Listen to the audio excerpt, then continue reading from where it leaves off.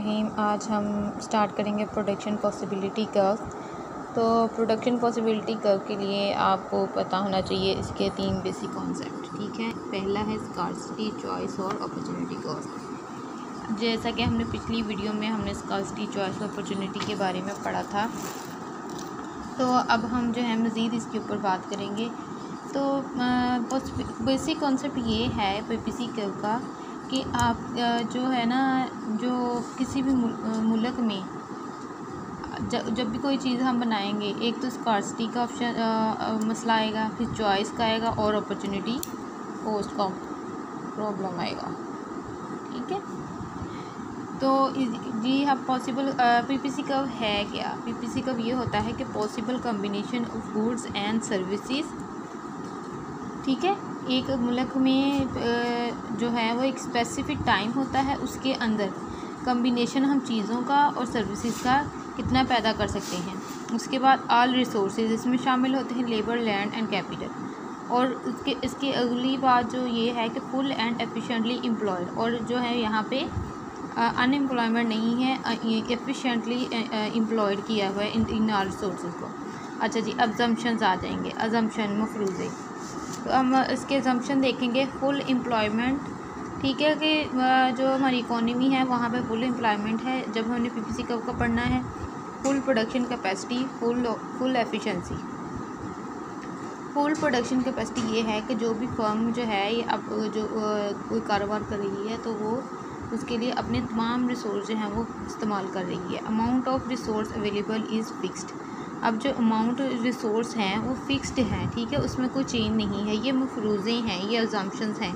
हालांकि real life में ऐसी कोई चीज़ नहीं होती, लेकिन हमने इकोनॉमिक्स को एक साइंस का दर्जा देने के लिए हमने कुछ चीज़ें अज्यूम कर ली हैं, फ़र्ज़ कर ली हैं कि ऐसा होता है। Technology is not change, technology बदलती नहीं है। ठीक है, तो उसके बाद हम इसका कर्व अब हम करेंगे, कर्व बनाएंगे। ये मैंने डायग्राम टेबल बनाया है, अब हम इसकी डायग्राम बनाएंगे। तो डायग्राम जब भी हमने बनानी है तो हमने इन चीज़ों की तरफ देखते हुए बनानी है। इस ए बी, ए और ये। अब ये ए बी का मतलब ये है कि एक को कंट्री है वो या तो ए प्रोडक्ट बनाएगा या बी प्रोडक्ट बनाएगा। अगर वो एक प्रोडक्ट 15 उसके यूनिट बना रहा है तो बी उसका 0 है। अगर वो 14 यूनिट बना रहा है तो बी का 1 यूनिट बना रहा है। अगर वो 12 बना रहा है तो बी का 2 यूनिट बना रहा है ना। अगर वो ए प्रोडक्ट के 9 यूनिट बना रहा है तो बी के 3 बना रहा है। इसी तरह इसके 5 बना रहा है, इसके 4 बना रहा है। और अगर यहाँ पे ये 0 बना रहा है तो बी के 5 बना रहा है। ठीक है, तो अब हम इसकी डायग्राम बनाएंगे। अच्छा जी, अब हम इसकी डायग्राम बनाएंगे। तो सबसे पहले हम ये वाला जो यूनिट है ये इसको हम कहेंगे ए प्रोडक्ट का, और ये हमारा यूनिट है बी प्रोडक्ट। तो अब हम क्या करेंगे, जब हमारा यूनिट 0 प्रोडक्ट हो रही थी तब ए की 15 यूनिट बना रहे थे। तो यहाँ पे हम देखेंगे ये 0 है, ए की ये बी की 0 है और ए की जो है 15 है। यहाँ पे 15 है, 14 और 15 के दरमियान। ठीक है, तो अब ये वो हमारा पॉइंट 1 हो गया। अब हम दूसरा पॉइंट देखेंगे कि अगर बी का 1 यूनिट बना रहा है तो उसके 14 बना रहा है। तो यहाँ पे ये है और इस लाइन को हम ड्रा करेंगे ऊपर, जैसे करके ले जाएं ऊपर।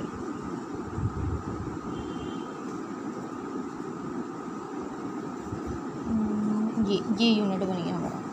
उसके बाद अगर 2 यूनिट बना रहा है तो वो उसके 12 बना रहा है। तो हम यहाँ से ये वाला कर्व उठाएंगे, तो यहाँ से हम ऐसे इसकी डायग्राम बनाते जाएंगे। ठीक है, ये डायग्राम उन लोगों के लिए है जिन्होंने इकोनॉमिक्स स्टार्ट की है। तो जब भी हमने इकोनॉमिक्स की डायग्राम बनानी है तो हमने इस अंदाज से बनानी है ताकि आपको समझ आ जाए। फ्री हैंड जब आप एक्सपर्ट हो जाएंगे तो आप फ्री हैंड बना लीजिएगा, कोई प्रॉब्लम नहीं होती। आप तीसरे यूनिट पे आ जाएंगे तो हमारा यूनिट हो जाएगा 9 जो है हमारा इसके दरमियान आएगा।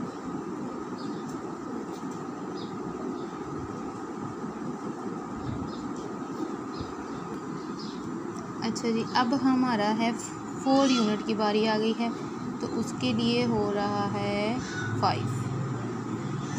4 के लिए हो रहा है 5, तो हम यहाँ हमारा 5 आ रहा है, तो हम इसको इसके साथ यूँ कर देंगे। और उसके बाद 5 है यहाँ पे, तो इसका ए का यूनिट 0 हो गया है। तो अब हम इस सारे को मिला लेंगे।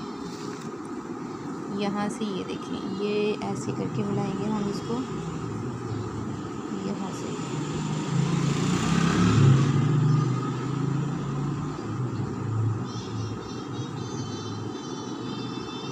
ठीक है, ये हमारा कर्व ऐसे बन जाएगा।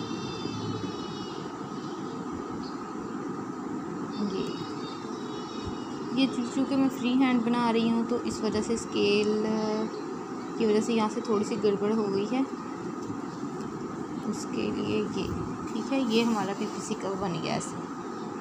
हालांकि ये यहाँ से थोड़ा सा मसला बन गया है, यहाँ से मैं इसको ऐसे मिला देते हैं। ये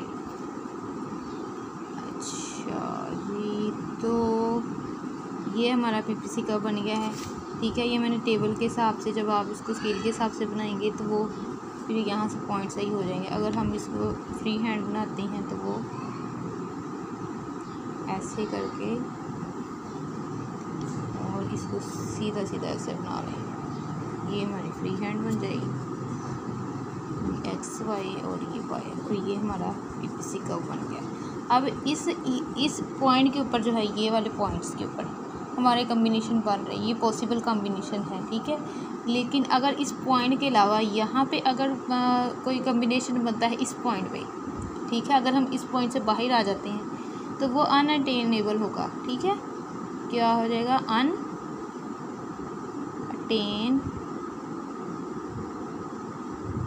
हो जाएगा। और ये वाले जो सारे हैं ये अटेनेबल है, ये वाले इसके अंदर वाले सारे, ये कम्बिनेशन जो हम कर रहे हैं ये वाले सारे अटेनेबल हैं। ठीक है, लेकिन अगर ठीक है, ये अनअटेनेबल पॉइंट है, ये अटेनेबल है इसके अंदर, ये वाले सारे। ठीक है, ये वाला। अब जो हमने इस बात समझनी है कि अगर इस कर्व में शिफ्टिंग आ जाती है तो वो किस वजह से आती है। ठीक है, ये देखें, अगर आपको मेरी डायग्राम की समझ ना आए तो इसको फॉलो कर सकते हैं। ये डायग्राम, ये देखें, यहाँ से ये पॉइंट को ऐसे आपने मिलाना है। ठीक है, ये डायग्राम, ठीक है, आपको समझ आ जाएगी कि ये वाला जो पॉइंट है ये अटेनेबल है। ठीक है, और ये वाला पॉइंट है वो अनअटेनेबल है। ठीक है, अब हमने देखने हैं कि जब कर्व में शिफ्टिंग होती है तो वो किस वजह से होती है। तो वो फैक्टर है हमारा इकोनॉमिक ग्रोथ का होता है। ठीक है, और होता है इकोनॉमिक डिज़ास्टर कह लें, इकोनॉमिक ग्रोथ का। ठीक है, इकोनॉमिक ग्रोथ, ये देखें इकोनॉमिक ग्रोथ है। ठीक है, पॉइंट 1 है। उसके बाद है टेक्नोलॉजिकल चेंजेस, एडवांस, और उसके बाद आता है पॉपुलेशन। ठीक है, तो इंशाल्लाह अगली वीडियो में हम शिफ्टिंग को डिटेल से करेंगे, क्योंकि ये काफ़ी जो है वो समझने वाला है। उम्मीद है आपको समझ आ गई होगी। तो अब हम अगली वीडियो में करेंगे। तो अल्लाह हाफ़िज़।